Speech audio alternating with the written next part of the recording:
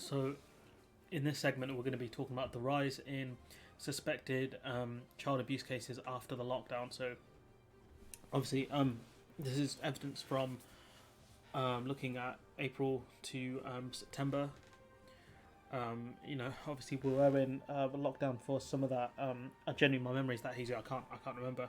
This year's been. It felt like the same month every month. That's enough complaining. There's far worse things going on, and this article kind of talks about one of those things, which is child abuse. So the number of reported incidents of children dying or being seriously harmed after suspected abuse or neglect rose by a quarter after England's first lockdown last year. Figures indicate the Child Safeguarding Practice Review Panel received 285 serious incident notifications from April till September. This is an increase of 27% from 225 in the same period last year. The data also includes children who were in care and died, regardless of whether abuse or neglect was suspected. The Children's Society described the figures as shocking. The Serious Incident Notification System, which requires councils in England to report all incidents of death or serious harm involving children in the area to the Department of Education, which publishes the data. The Department of Education, which is run by that absolute idiot Gavin Williamson. So not a lot of faith there.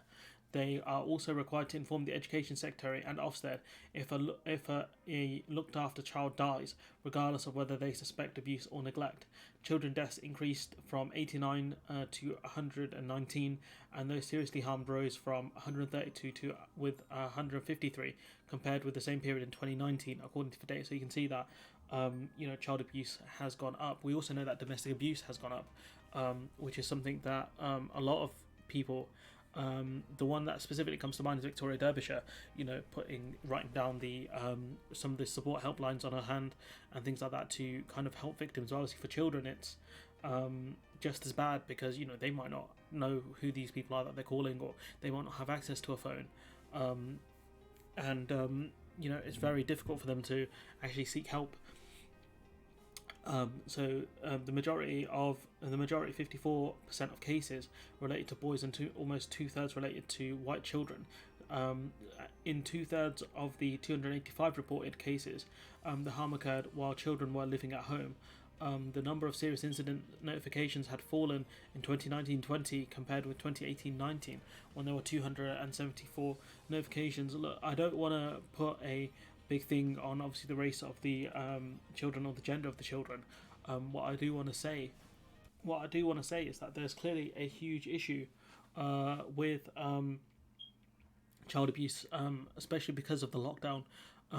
Because it's much easier for them to be abused by absolute scumbag parents, to be honest, because teachers can I think they're trained to detect when a child's been abused, and they can some of them can see the signs of it, especially the more blatant examples of it. And so because obviously kids aren't going to school, it makes it much more difficult for teachers to kind of suss out if a child's being abused.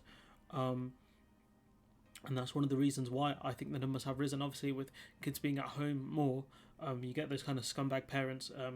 Probably, well, I don't want to associate gender with this, but the ones who get annoyed at the kid because they make noise or whatever, and shout at them or hurt them because the kid's being a kid and enjoying themselves. So yeah, not surprised by this at all. We've got Iriana Pona, I'm not sure how to pronounce her name, policy manager at the Children's Society, said the increase in incidents last year happened at a time when COVID-19 was having a huge impact on the well-being of children and families, and disrupted help available to those who needed it most, sort of financial help, but also it forced them to lock down. We know that domestic abuse went up because people were stuck with their abusers more because certain facilities weren't open. Social workers probably found it more difficult to visit people purely because of the pandemic, and there's more excuses for abusers to kind of not open the door, if that makes sense, to not give access. England's first lockdown began at the end of March last year and ended on the 4th of July. Miss Pona said during the first lockdown, many vulnerable children were stuck at home in difficult, sometimes dangerous situations, often isolated from friends and support networks. And kind of sometimes if it's not the teacher, sometimes maybe a kid's friend will suss out if something's gone wrong, if they've been hurt, etc. And obviously, without those kind of support bubbles, What that means is that they're more the abuse can get worse because the abuser thinks that they'll get away with it. She added that in the current lockdown, it's vital that social care and schools work together closely to ensure all vulnerable children, including those in care, have regular contact with a trusted professional. A government spokeswoman said every single incident of this nature is a tragedy, and we are working to understand the impact of the pandemic may be having. Throughout the past months, we have prioritised the most vulnerable children and their families and put in place support to protect babies. We've maintained vital frontline services because we know it has been a challenge for many, especially new parents, and we've invested thousands of pounds in charities working with vulnerable children and their families. Today we have launched a whole-scale review of children's social care to reform the system and think afresh. Some of these government spokespeople are so boring because it's very stock, their answers. And what we can see from this is the lockdown obviously did play a part in this. And so kind of I don't have many answers. Normally I'd have at least bad answers, but I don't have any answers here because you'd have to hire more social workers and give councils more funding in order to kind of help detect these problems.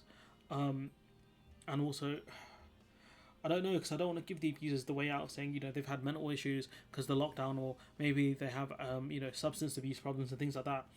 But what I do want to say is that without putting the proper funding in place to help these children and help the professionals like teachers and social workers, help them with having more staff and more time to assess children, how vulnerable they are, then these things will carry on. Obviously the lockdown has made it worse, so you can see that there was a slight decline from 2018 to 2019. But at the same time, we know that councils have struggled with funding when it comes to, social care. We know that I covered a story earlier in I think it was last year, I covered it, where the government was struck down by the courts because they tried to cut some of the child protection rules that are in place. So clearly this government really don't care that much about children, in all honesty. But what we can gather is that a lot more needs to be done to protect children from abusive parents or relatives, and there needs to be a really thorough look at the system of how children are being protected, a real thorough system check, because this is, growing up in an abusive household is one of the most difficult things for a child, because that stuff lives with you for the majority of your life. To be honest, the majority of your life. Parents with who abuse you, who have substance issues, who have other problems, and they often take it out on their children, whether that's through negative words and sort of constant put downs, or whether that's through physical abuse and things like that. And so there are some absolute scumbag parents like that who really don't deserve to be parents, who shouldn't have children, because they're broken individuals, and instead of working on themselves to fix themselves, they've decided to take their anger out on someone who is much weaker than them. But I don't have many answers apart from you have to increase the funding to social workers, and you have to make it so social workers can check on children despite the fact that there's a pandemic, and you have to make that more of a legal thing where social workers can go in and check on children they think that are in harm during the lockdowns. And you have to make more money available to social workers and councils to hire more staff to look at these issues properly.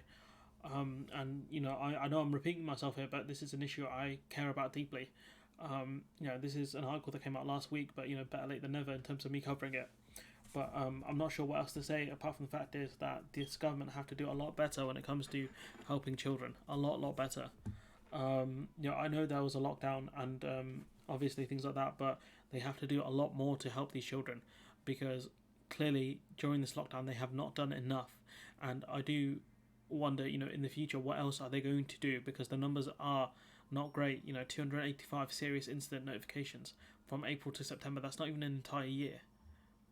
That's within about 6 months.